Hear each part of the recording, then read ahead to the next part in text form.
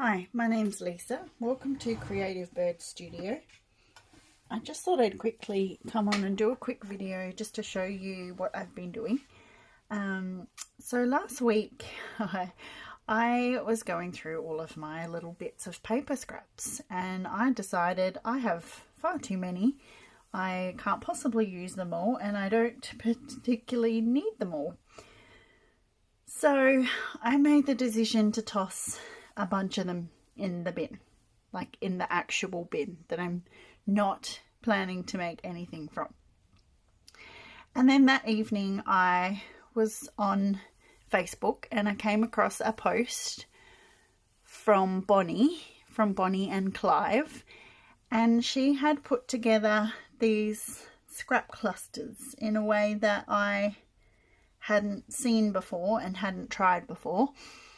And I watched her video and then it occurred to me that everything that I had thrown into this actual bin was perfect for making these clusters, and I really liked how they looked. So in true junk journal style, I rescued all those little bits of paper that I had deemed unusable, and I know some of you are probably shocked at what I had decided was not usable, but if you saw how much of this kind of stuff I have, you maybe would understand, or maybe not. But anyway, I was cleaning up and I decided to chuck it, and then I rescued it. And so last night I sat on the couch with this on my knee and I put together some of these little clusters. I'm not going to show how to do it because Bonnie shows the process in her video, and I will link her video below so that you can go and check that one out. I just was going to show you my finished pieces. I haven't actually glued any of these little focal points. I was just auditioning them, as I call it, just seeing if I like what I've put where. And then I was looking at them and I thought, oh, I'm sure I've got some fabric that will go. And most of them have this tealy greeny colour. So I dug out this fabric that I previously have dyed and hadn't done anything with. I think I've dyed it with like a fabric dye, but then it must have also had some sort of tea solution, because I don't know if you can tell, but it's kind of like a browny teal. It's got a brown tinge, which I don't mind.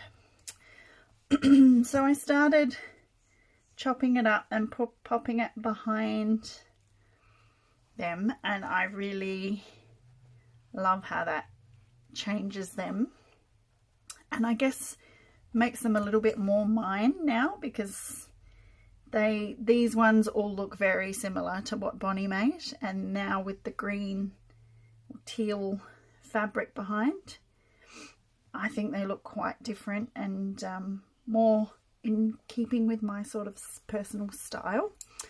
So I'm just gonna probably do that with all of them.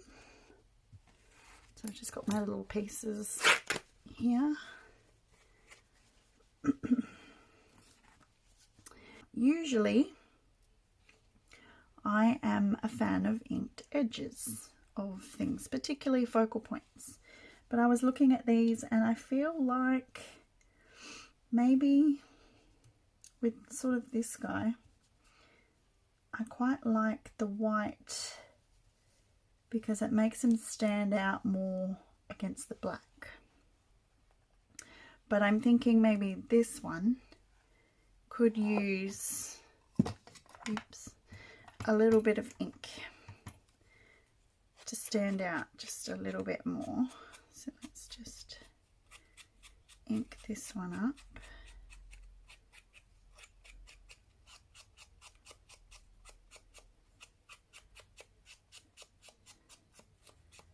I like a good solid inked edge.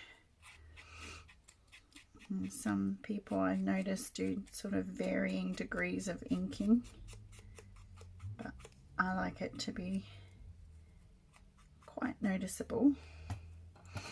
I'm just going to see if I can fussy cut this a little. Fussy cutting's not my most favourite thing to do. I just want a little bit more gap.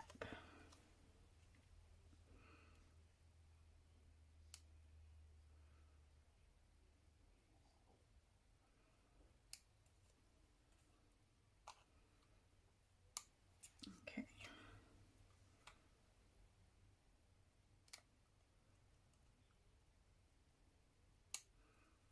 These are actually my sewing embroidery scissors, but they were just on the table, so I thought, oh, they'll do. Right. Yeah, I like that. It's just a bit better than it was before.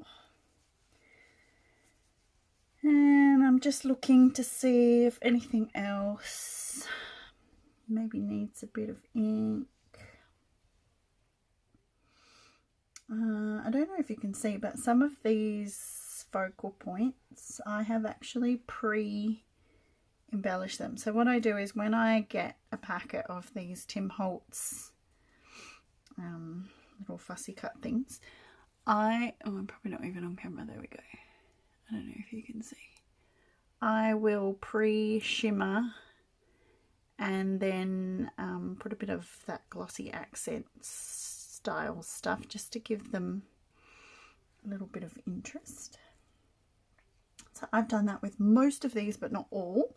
And the ones that I haven't done anything on, I've got my trusty little shimmer brush here.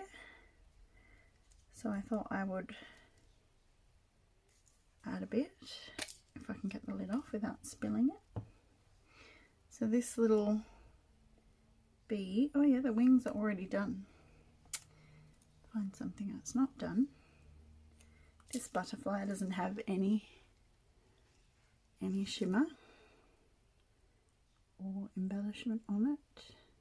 So I'm just going to go over very lightly on the lighter areas.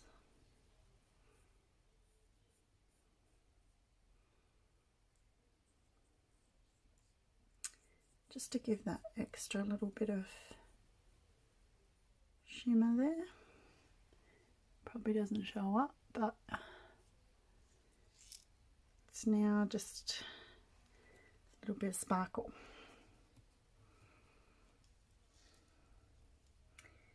And maybe a little bit on the green.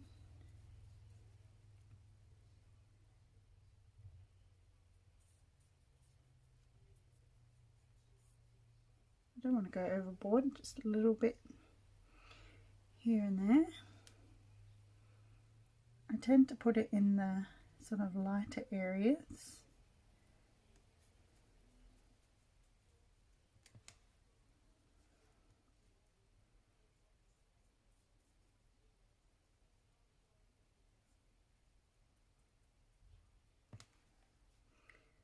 Alright, I think that will do for the shimmer. And then, is there anything else I need to ink? Most of these I've done with the black fabric, which is what Bonnie did with the black zigzag. And two of them I just did with a lighter colour fabric and a brown thread, just to see. And I do quite like them. They're a different look again. I'll probably put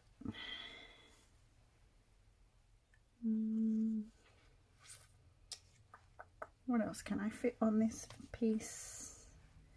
Maybe if I tear it in the middle, I can fit a couple more.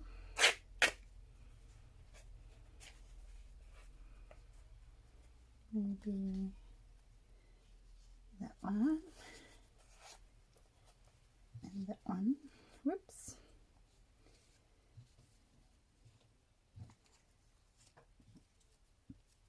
Now I don't know what way up that was.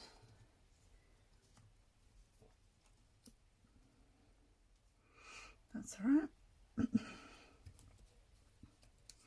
Now I do have to say, I did struggle a little bit to make these. I think my inner perfectionist was wreaking havoc on the process. And I had to go back and watch Bonny's video a couple more times just to see how she was constructing them. Because, yeah, I was really struggling to... I was really trying to make them look good. And I think that's not really the point. It's like, don't worry about how it looks, just bundle the paper. Put the paper together and sew it. And then in the end, they just tend to look good. I don't think you really can have much control over it, but several times I was holding on to my little bundle and I wasn't happy with it, and back it went into the container to start over. So yes, I did, just a word of warning there, it's a little bit difficult. Now that I've put the fabric under this one, I don't really like this green. Is like the wrong green, so I'm probably not going to use that one. And I think I've got another orange, or maybe I used all my orange. Let me check. Let's get my little tray. Oh, right, what have I got? Ow, I just rolled over my toe. Okay, I do have some more mushrooms.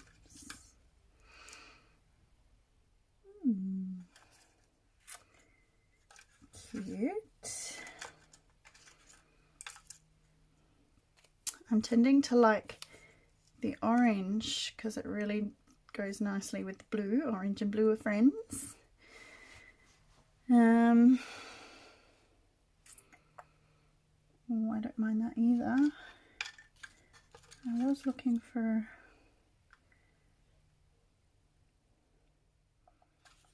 I'm sure I've got...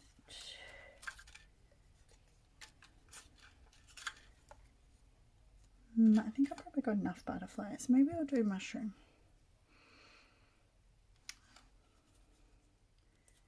I'll stick with that one.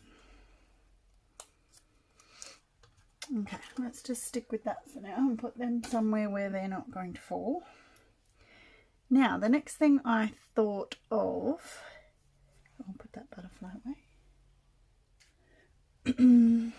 was I was going to glue them, the focal points on these little dimensional things, just to make them sit up a little bit higher. I thought that might be a bit cute. I hope my head's not in the camera there. Oh, that's a bit close to the edge, wasn't it? Oops, ripped it. It's alright, it can stay. Okay, so yeah, I was just wondering if I should layer them up and do double height, but I think it's probably bulky enough. Now the question is, straight or diagonal?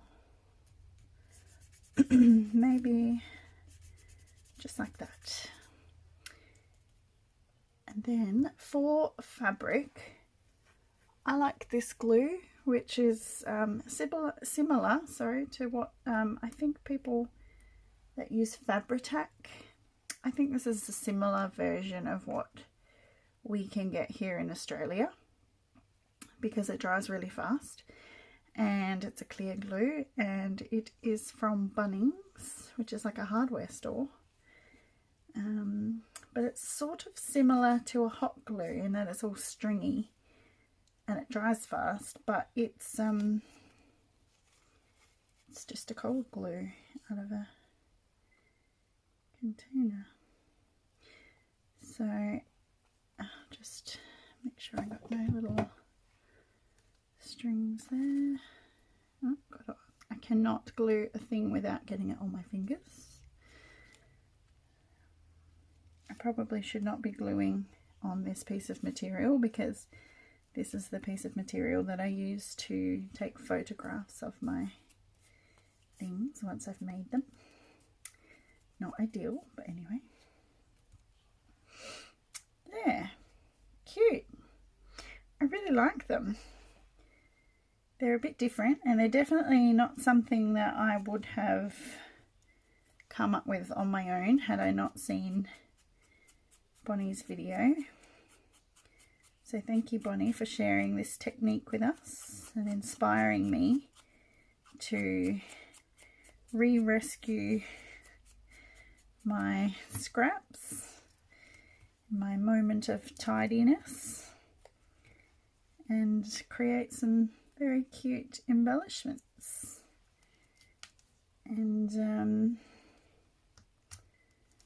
I am not sure if I'm going to continue and make some more with my as you can see, still or definitely should not be cutting a sticky thing with those. Maybe I will regret that. Hang on, let's get some of these.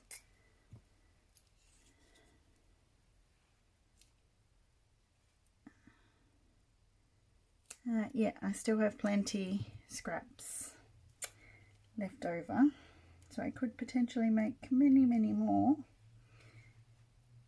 but we'll see, because at the moment I'm running some workshops at my house, so that's keeping me busy, and my craft room that was wonderfully clean, well, my desk was clean like 2 weeks ago. It's kind of a disaster zone again. And I've sort of got this idea that I want to focus on using up what I have, but also I'm thinking about doing a bit of a series on creating focal points using the things that we already have.